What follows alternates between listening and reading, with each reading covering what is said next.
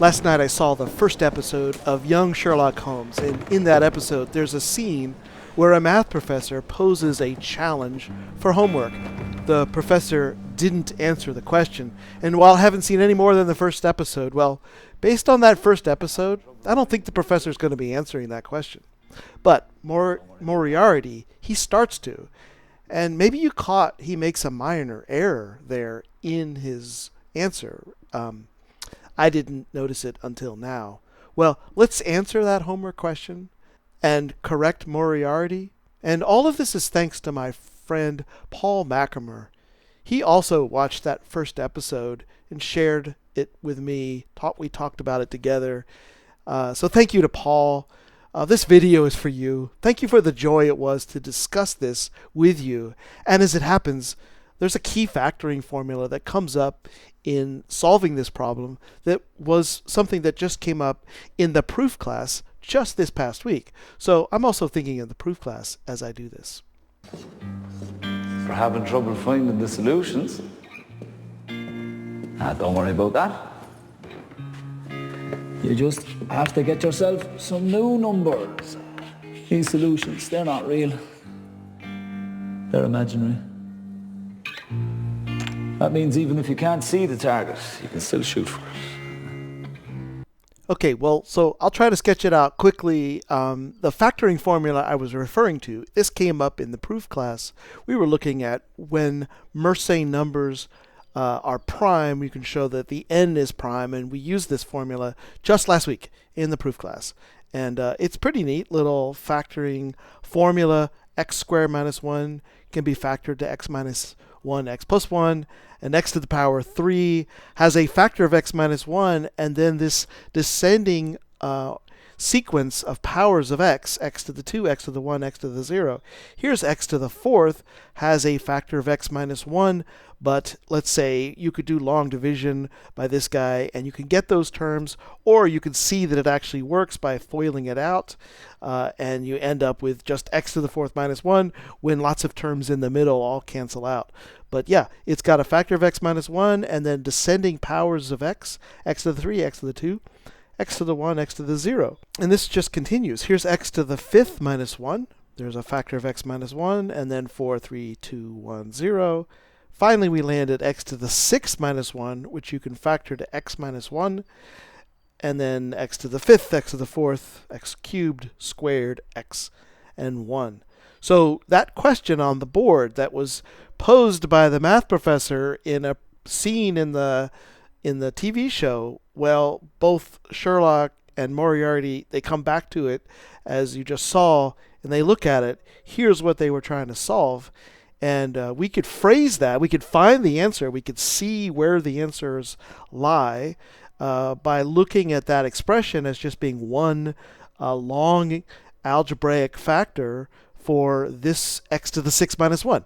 X to the 6 minus 1 can be factored. So you could immediately see that, ultimately we could be looking for, we could find when this is equal to 0 by considering the whole thing, because of course I know when x minus 1 is 0. X minus 1 is 0 when x equals 1. And of course, that's one of the solutions to x to the 6th minus 1 equal to 0. So obviously if you put in 1, you get 0.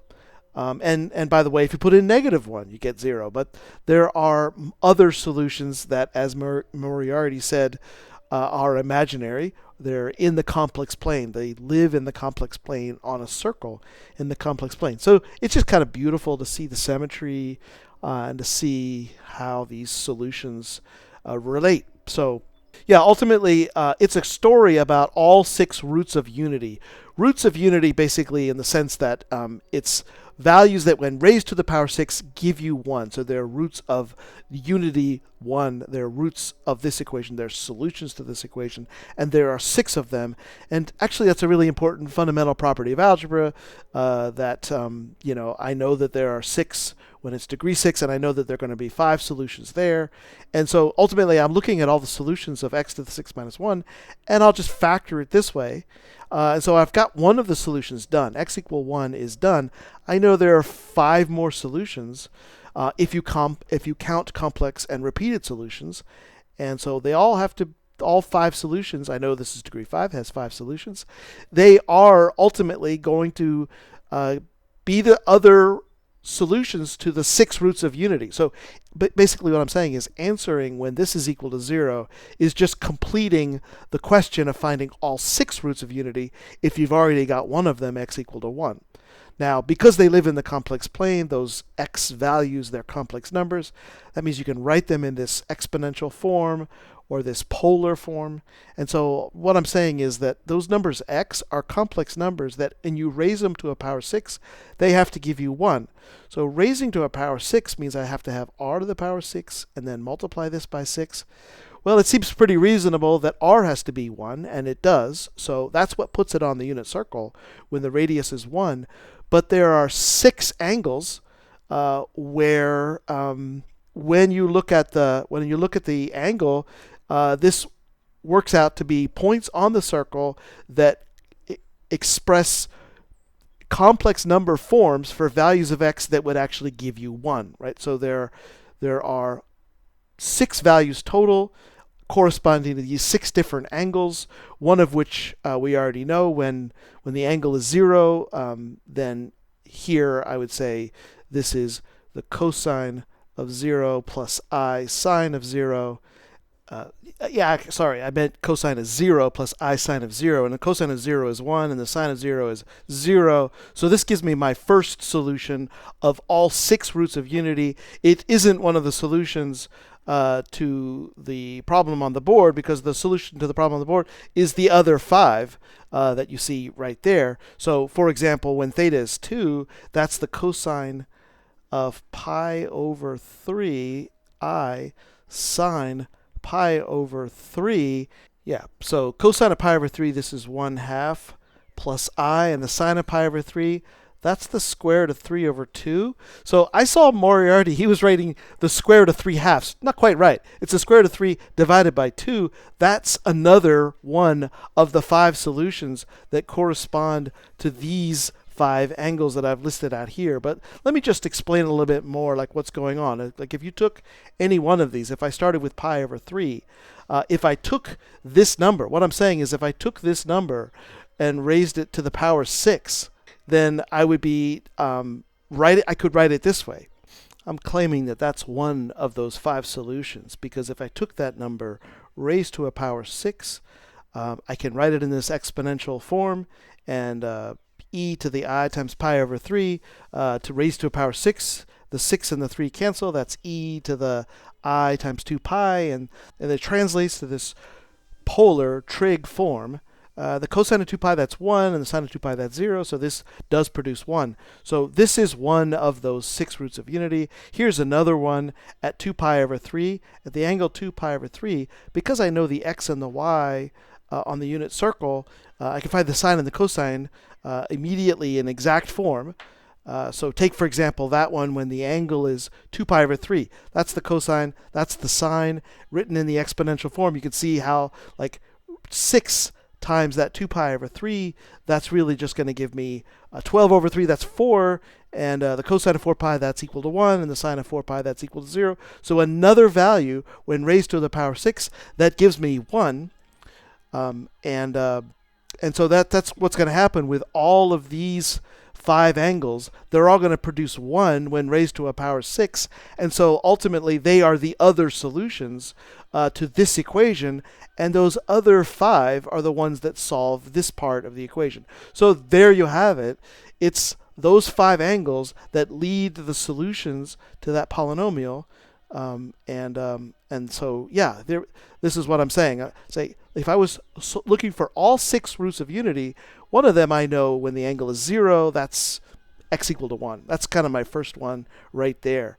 But then the other 5, they are solutions for when this is equal to 0, and they are right at these points.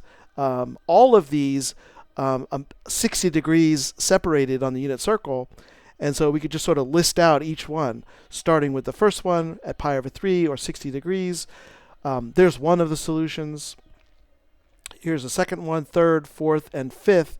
So there they are. Those are the 5 solutions to that polynomial. All just plugging in those different angles, and knowing the sine and cosine at those different angles, because I happen to know those angles exactly from the unit circle, from trig, I could tell exact solutions to that polynomial.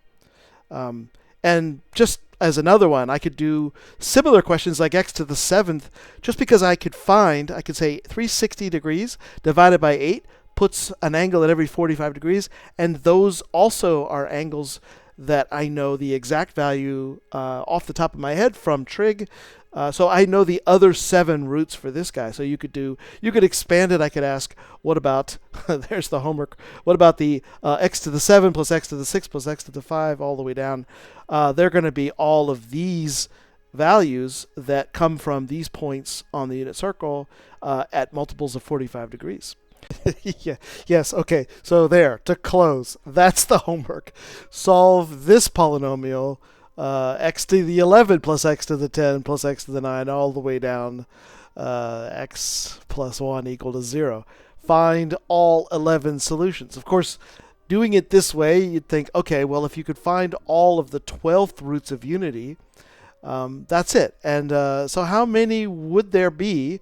There'd be 12, and one of them is 1, and the other 11 are mostly complex numbers that are on the unit circle. And, well, if you took 360, so I can't help giving some hints, right? If you took 360 divided by 12, that goes 30 times, so every 30 degrees on the unit circle.